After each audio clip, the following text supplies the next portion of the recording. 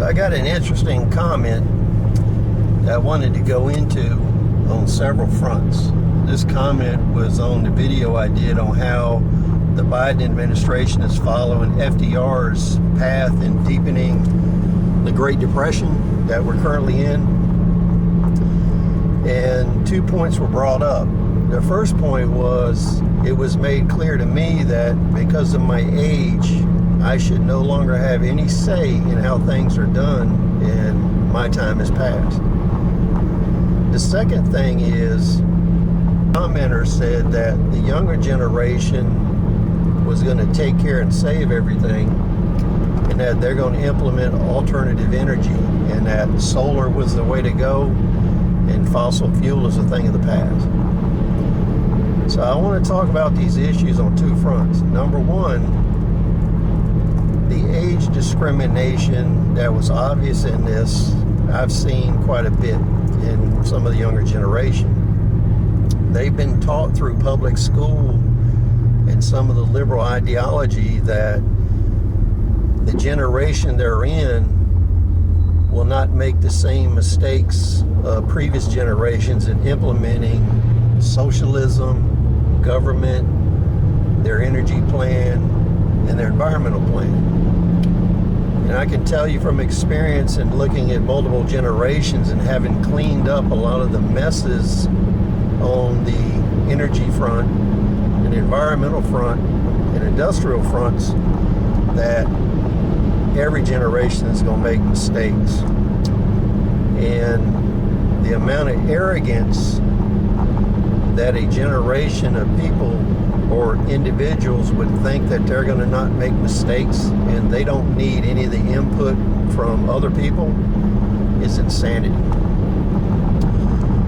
So when we look at this thought, the amount of experience in how to actually do things versus the theoretical, that experience is held by the older people, because they in the past have actually taken some of these ideas that are theoretical and they have put them in practice and found the differences between what's practical and what's theoretical.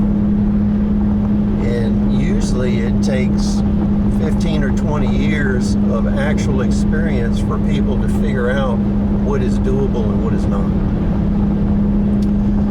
Now on the renewable energy front, there's two issues there. One is a dependence on solar, and solar is a good way for the grid to supplement power during peak times during the daytime. The whole issue with solar power is one of being able to store energy and use it during nighttime hours or during times when you don't have any ability to produce solar. The same thing goes with wind power. There's a lot of research going into capacitor banks and some of the new lithium battery technology in order to try to save this energy on a grid-based system. So that brings us to the point, solar and wind is more practical on an individual or family level or a small community basis, because the cost of the storage devices are more doable on a local or a individual basis, and this is good for our survival efforts. On a massive grid size where you're supporting large institutions, manufacturing, large economic endeavors, this is not possible under our current technology.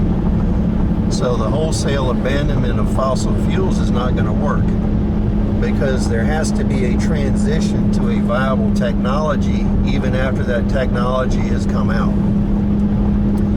Now, when we talk about alternate energy, solar, and all of the battery and capacitor technology, certain things come into play. Number one is the scarcity of silver, platinum, palladium, and lithium. Those are minerals that are absolutely necessary to this technology.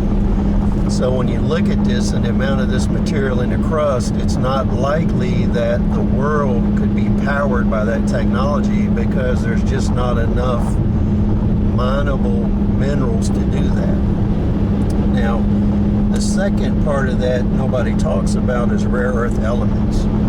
These are used in microelectronics, computers, cell phones. Just in a cell phone, you have 98 rare earth elements. And currently, these rare earth elements, most of them are coming out of China, Russia, and third world nations who are not friendly to the United States.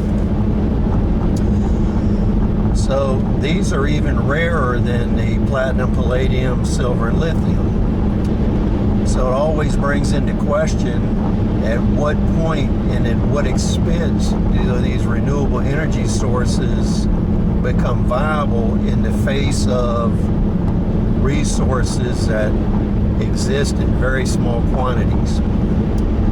So is this technology going to be the technology of the elite, or is it going to be the technology of the world? And once you decide this as a society, then the question is, if we're going to do renewable energy and cut fossil fuel, who is going to do without? What is that cost? How does that go into a stable society?